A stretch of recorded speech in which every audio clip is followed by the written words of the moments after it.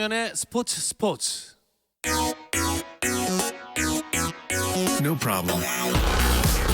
화요일 저녁에는 이 두 분과 함께하고 있죠. 정 PD와 김 기자, 정현호 KBS 스포츠 PD, 중앙일보 김재한 기자 나오셨습니다. 안녕하세요. 네, 안녕하십니까. 안녕하세요. 자, 또 류현진, 김광현 선수 얘기부터 해볼까요? 오늘은 김광현이 주인공입니다. 예.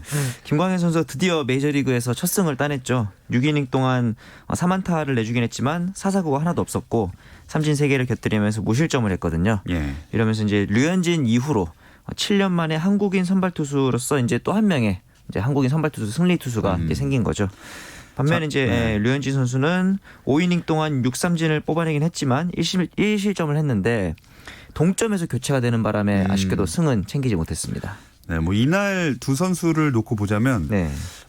두 선수 다 잘하기를 응원했겠지만 네. 이 물가에 내놓은 자식처럼 김광현 선수에게 조금 더 마음이 간 분들이 많았을 것 같아요. 그렇죠. 사실 김광현 선수가 뭐 지난 시간에도 뭐 잠시 언급을 해드렸지만 워낙에 우여곡절이 많았잖아요. 네. 예, 이렇게 메이저리그 선발 등판까지의 상황이 굉장히 여러 가지 많은 일들이 있었고 저는 그때 그 지난 3월이었나요? 그때 김광현 선수가 본인의 그 소셜 미디어에 이런 글을 올린 적이 있었어요.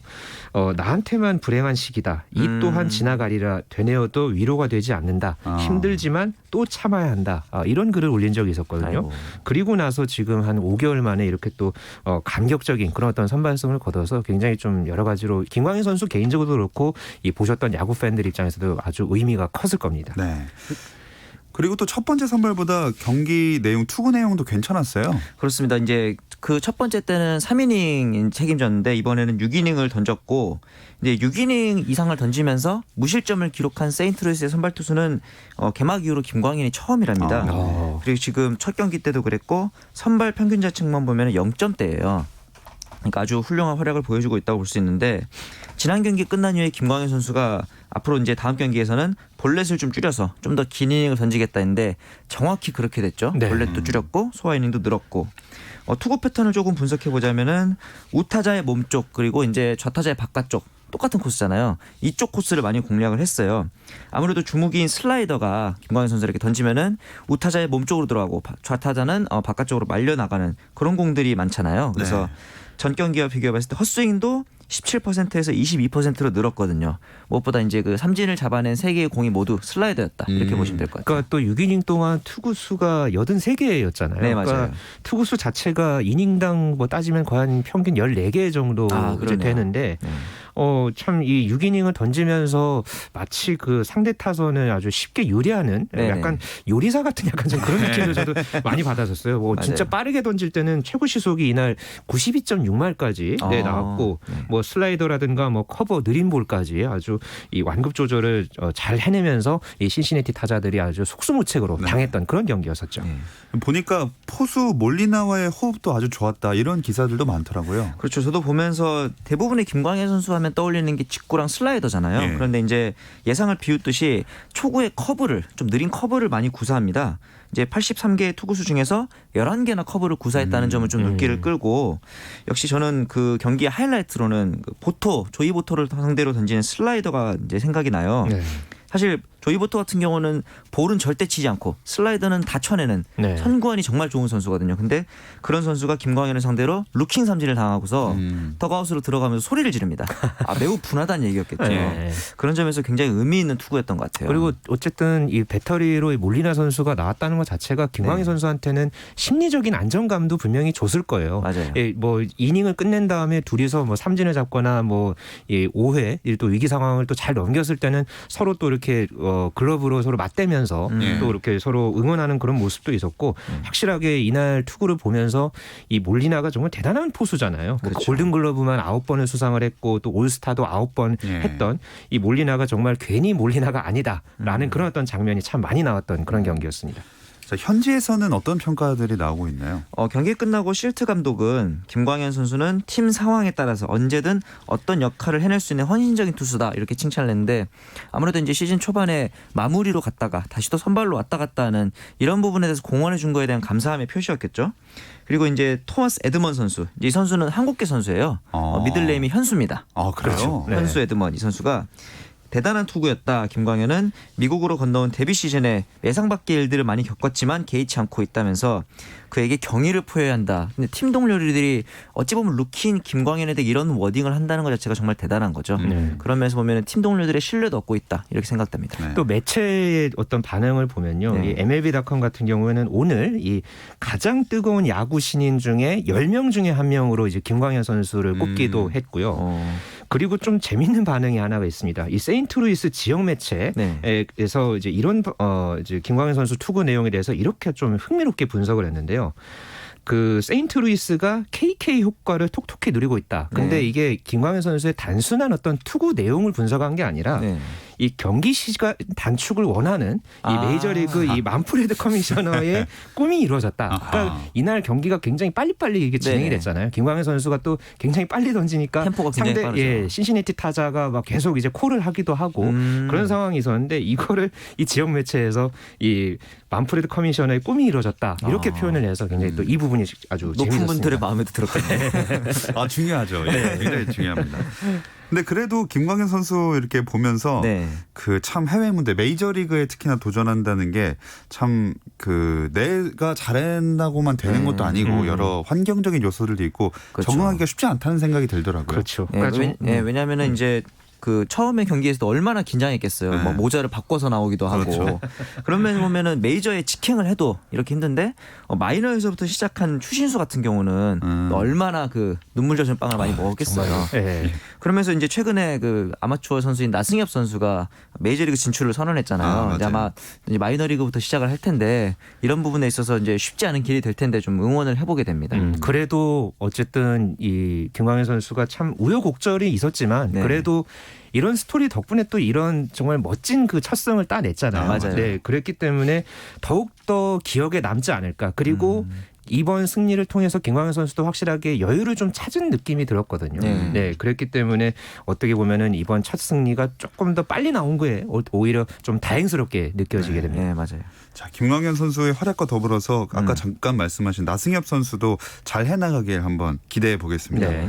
동반 승리 투수가 됐으면 좋았을 텐데 류현진 선수는 말씀하신 대로 네. 승수를 사지 못했죠. 그렇죠. 피칭은 좋았습니다. 삼진 6개에 역시나 류현진답게 사사고 하나도 없었는데 타선 지원이 조금 아쉬웠어요. 이제 1대1 상황에서 교체가 됐기 때문에 승리는 올리지 못했고 투구 내용을 좀 보자면은 의외로 주목이라고 할 수 있는 컷 페스트볼 대신에 페스트볼과 체인지업 두 개 위주로 이제 레퍼토리를 가져갔고 저번에 말씀드렸던 1회 투구수가 너무 많다. 요즘은 극복을 했습니다. 12개밖에 던지지 않았는데 마지막 이닝이었던 5회 투구수가 좀 많았어요. 그렇죠. 네, 무려 네. 30개를 던졌기 때문에 앞으로는 이제 어쨌든 간에 투구수를 좀 줄이는 부분이 계속 이제 과제일 것 같고 평균 자책 같은 경우는 3.46에서 3.19까지 조금 낮췄습니다. 네.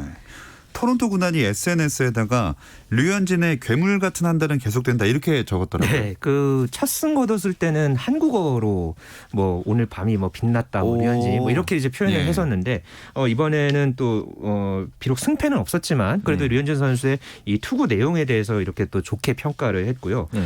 그 미국의 CBS 스포츠의 평가에 한 마디가 좀 눈길을 끌었습니다. 네.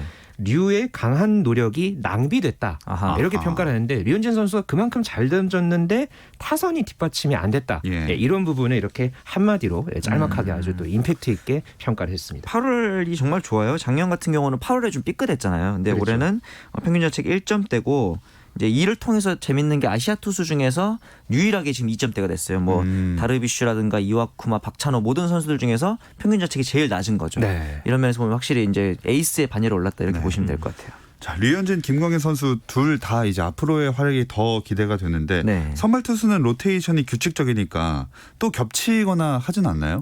겹칩니다. 아하. 28일 날 겹칠 가능성이 높은데 류현진은 보스턴과의 경기에 확정이 됐지만 김광현 아직 확정된 건 아닌데 그동안에 말씀하신 그 규칙적인 로테이션 상으로 보면은 28일 날 피츠버그와의 더블헤더의 중에 한 경기에 등판할 것으로 보입니다. 자, 동반 선발승 한번 기대해 보고 싶은데요. 네, 정말 그 사실 한국인 동반 선발 승리 기록 자체도 거슬러 올라가면은 2005년 8월에 이 박찬호와 서재영 선수 이후에 없었거든요. 그렇죠. 네, 가장 마지막에 이 동반 선발 출전했던 것도 뭐 지난번에 잠시 언급해드렸지만은 2007년에 김병현, 서재영 선수가 마지막이었고요. 예. 그랬기 때문에 지금 투구 내용이라든가 전반적인 컨디션이 다 좋잖아요. 네, 그렇기 때문에 28일 날 만약에 함께 등판을 하게 된다면 이 동반 선발승 한번 꼭 보고 싶네요. 네. 자, 우리의 희망은 희망이고 네. 이제 가능성을 좀 따져봐야 되지 않겠습니까? 가능성인데 매우 높아요. 왜냐하면 상대인 보스턴과 피츠버그가 둘 다 지구 최하입니다.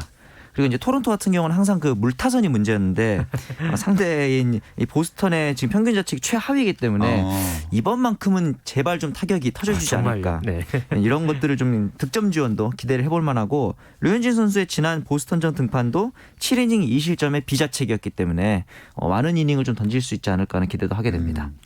좋습니다. 이제 우리나라 타자들 얘기로 이어가 볼 텐데요. 잠시 쉬었다 와서 이야기 나눠볼게요. 스포츠 잘 압니다. 김정현의 스포츠.